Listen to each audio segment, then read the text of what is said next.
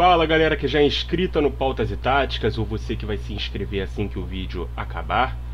Na noite de ontem tivemos a primeira vitória da seleção brasileira na Copa América 2024, 4-1 frente ao Paraguai. O Brasil que entrava pressionado, devido ao empate frustrante, decepcionante, inesperado até, contra a Costa Rica, no dito jogo mais fácil, mais simples, menos complicado ali do grupo. E também haja visto que a Colômbia venceu seus dois primeiros jogos e inclusive garantiu a sua classificação antecipada. Colômbia que inclusive vai ser o próximo adversário da seleção brasileira. Então, caso quisesse chegar para esse terceiro jogo com chances de liderar o grupo, tinha que vencer o Paraguai nessa segunda rodada. E venceu, foi um bom jogo da seleção brasileira. A gente veio aqui repercutir os principais pontos desse jogo, comentar, cornetar o que tiver que cornetar também, mas principalmente fazer boas observações do que foi essa boa apresentação da seleção brasileira. A gente fala mal quando acha necessário, mas quando eles jogam bem a gente também precisa reconhecer, beleza? O Brasil entrou em campo com duas mudanças em relação à escalação da estreia. O Savinho no lugar do Rafinha, algumas pessoas já pediam por isso, e o Wendel voltou ao time no lugar do Arana.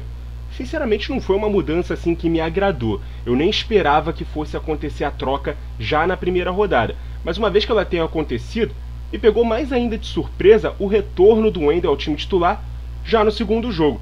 Eu preferiria a manutenção do Arana no 11. O Wendel jogou bem nessa segunda partida também, isso precisa ser dito. Mas o Arana não fez um mau jogo na primeira rodada.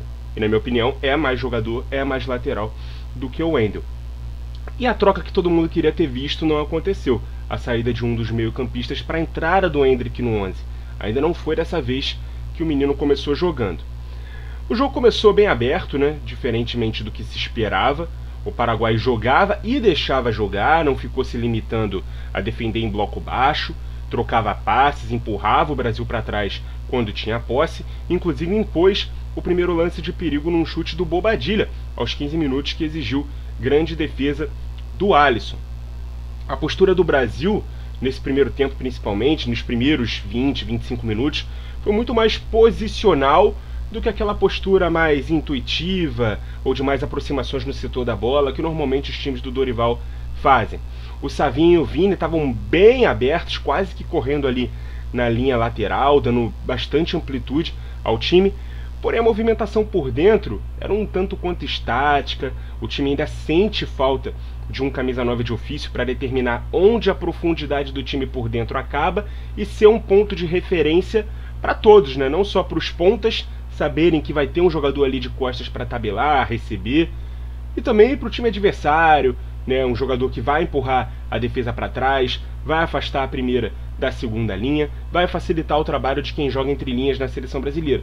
Esse jogador ainda não existe no 11 titular do Dorival, uma vez que ele opta por ter o Rodrigo como esse jogador mais adiantado, beleza? Inclusive o Vini bem incisivo nesse jogo, tentando jogadas individuais o tempo todo, atacando a última linha, sendo ali um assombro na vira do lateral direito paraguaio. Muitos dribles, tentativa de carretilha, mais de uma inclusive.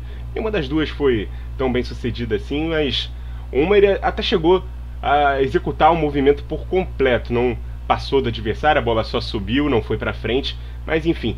E o Savinho, do outro lado, um pouco mais tímido, me pareceu, se limitava a tentar passes para o lado nos primeiros minutos de jogo e avançar para frente quando a jogada era construída do outro lado. Ele não pegava e partia para cima, igual o Vinícius Júnior. Claro que são jogadores de status muito diferentes, e o Savinho, inclusive, como titular, num time titular de seleção brasileira, fez a sua estreia, Ele já tinha começado um jogo contra o México, mas num jogo onde claramente todos os jogadores, da equipe eram reservas. A melhor primeira chance do Brasil no primeiro tempo foi aos 22 minutos, com o Marquinhos de cabeça finalizando por cima uma cobrança de escanteio. A gente viu que apesar do primeiro tempo do Brasil e o jogo como um todo ter sido muito bom, demorou bastante para criar uma chance real de gol, só aos 22 minutos. Mas eu gostei de ver o ajuste tático da montagem da segunda linha de 4 sem bola, com dois volantes de verdade na frente da zaga, o Paquetá aberto na esquerda. Eu bati muito naquela configuração com o João Gomes protegendo o lateral e o Paquetá voltando por dentro. Dessa vez o João Gomes com o Bruno jogaram na frente da zaga e o Paquetá jogou um pouco mais aberto pelo lado esquerdo no sem bola. Eu vi isso como bastante positivo. Inclusive, muita gente tem descrito esse time do Dorival Júnior como um time que tem 2 volantes mais defensivos e um meia. Não, o time do Dorival Júnior tem 3 meio-campistas. O Bruno é o primeiro volante, não é um volante tão defensivo assim, tão combativo. O João Gomes tem uma pegada mais forte do que ele nesse sentido, mas ele joga um pouco mais à frente, e o Paquetá joga na meia esquerda. E nisso eles trocaram, né? O Paquetá estava jogando com esse meia central do 4-2-3-1 e aí tinha que voltar por dentro. Dessa vez não. Dessa vez o João Gomes foi para meia direita, o Paquetá para meia esquerda num 4-3-3, e aí ele abria, no caso do Paquetá, para o lado esquerdo, liberava o Vini para encostar no Rodrigo numa dupla de ataque, e o time ficou mais bem encaixado defensivamente dessa forma.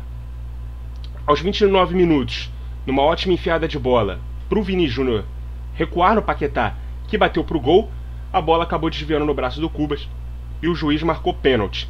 O Paquetá cobrou e olha, poucas vezes eu vi uma cobrança de pênalti tão constrangedora. Foi ridícula a cobrança do Paquetá, foi vergonhosa. Ele tentou tirar do goleiro e tirou do gol assim de uma forma que a bola não vai nem por cima do gol, né? Ela passa ao lado. Eu acho que eu nunca vi um pênalti tão mal batido na minha vida, assim, num jogo ao vivo. A gente já viu vários vídeos aí de pênaltis bizarros, mas assim, num jogo que eu tava acompanhando os 90 minutos, acho difícil puxar pela memória um pênalti tão mal cobrado como foi esse do Paquetá. E aos 35 minutos sai finalmente o primeiro gol da seleção na Copa América, inclusive não foi só no jogo, já que a primeira partida foi 0-0. A jogada começou com o Vini na esquerda, trocando passes pelo meio, atacando em diagonal. A bola passou pelos pés do Rodrigo, do Bruno Guimarães, do próprio Paquetá, que aí sim, temos que elogiar. Deu um bonito tapa ali para o Vinícius aparecer ali pelo meio, chegar na frente do goleiro, tirar um pouco da marcação, não chegou a driblar o goleiro seguiu na frente dele, mas ele tocou rasteiro por baixo, golaço coletivo, mas que teve muito do talento individual do Vini, que iniciou e terminou a jogada 1-0 para o Brasil. Esse gol foi muito importante não só para tirar o peso do pênalti perdido, mas também para dar confiança para a seleção trocar mais passes, gerar mais perigo. Aos 42 minutos, inclusive, o Bruno Guimarães, numa jogada dessas, chutou forte ali na entrada da área, a bola explodiu no travessão, e segundos depois, dá para dizer até que na mesma jogada, o Rodrigo finalizou em cima do goleiro, que deu o rebote, o zagueiro Espinosa não conseguiu dominar, o Savinho não perdoou e ampliou para 2-0. E aí, depois de um momento de confusão, discussão, cartão para um lado, cartão para o outro, o jogo recomeçou nos acréscimos, passe por cima em profundidade para o Rodrigo, a bola ficaria fácil para a zaga do Paraguai afastar, mas o Vini correu para pressionar e quase que sem finalizar, na passada ali, ele intercepta o passe e marca o segundo dele no jogo. Foi o grande nome do primeiro tempo, e esse foi o grande jogo do Vinícius Júnior na seleção. Até hoje, pelo menos, né? Pelos primeiros 45 minutos, dá pra dizer que foi, assim, a primeira vez que a gente viu o Vini das últimas 3 temporadas do Real Madrid com a camisa da seleção. Isso não é pouca coisa no sentido de tamanho da atuação do Vinícius Júnior, mas é pouca coisa no sentido de, se a gente considerar que ele é um jogador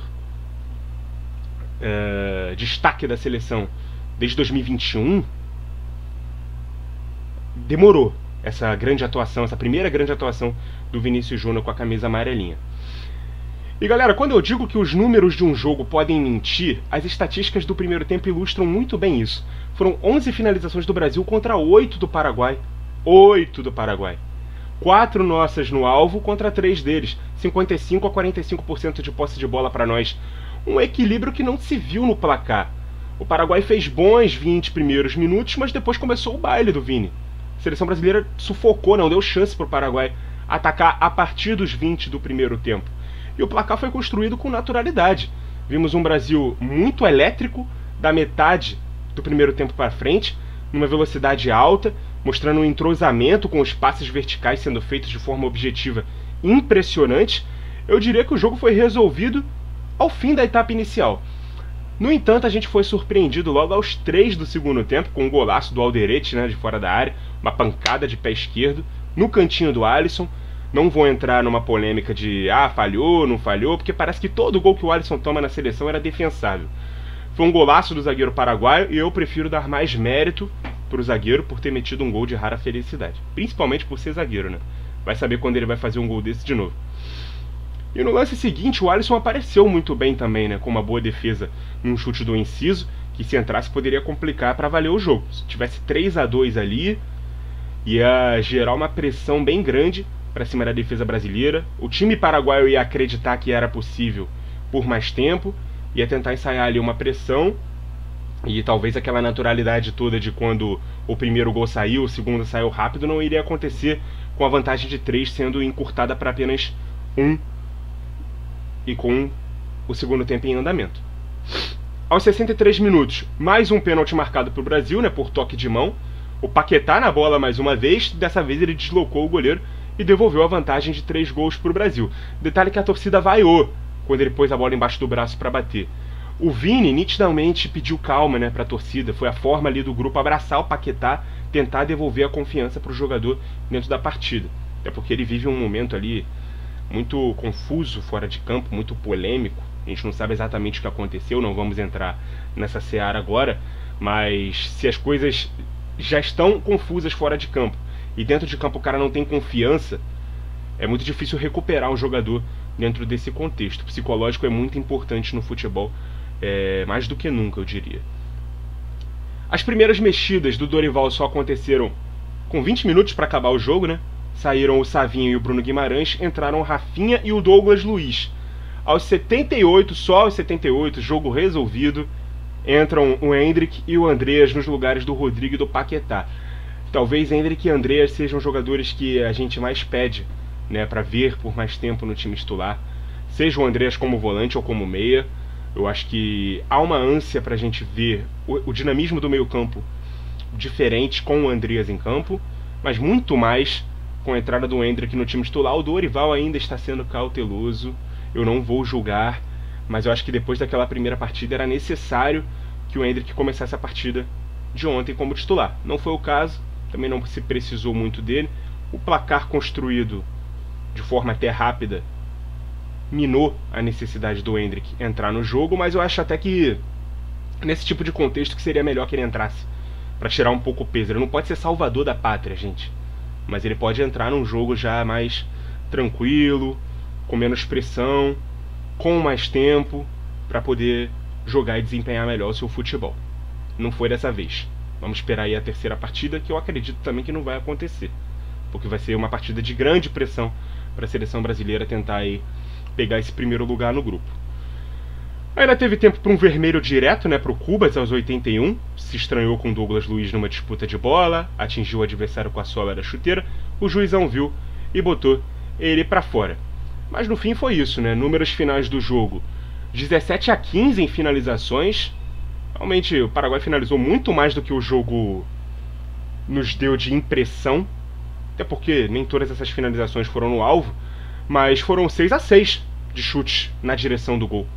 E posse de bola do primeiro tempo mantida, né? 55-45 para o Brasil. O jogo mais do que resolvido no primeiro tempo. Boa atuação do Brasil. Apesar do susto no início da segunda etapa, administrou a vantagem construída nessa etapa final. Vitória importante para baixar um pouco o estresse da estreia com empate. Inclusive, repetindo, como eu disse na estreia, a Colômbia já está classificada. Derrotou a Costa Rica por 3-0 e agora na última rodada as duas se enfrentam pela primeira posição do grupo. O recado contra um time mais aberto na defesa foi ótimo. Vamos ver como é que vai ser contra um time mais qualificado no ataque. Muito obrigado a você que acompanhou o vídeo até aqui. Continue ligado no Pautas e Táticas. E até a próxima!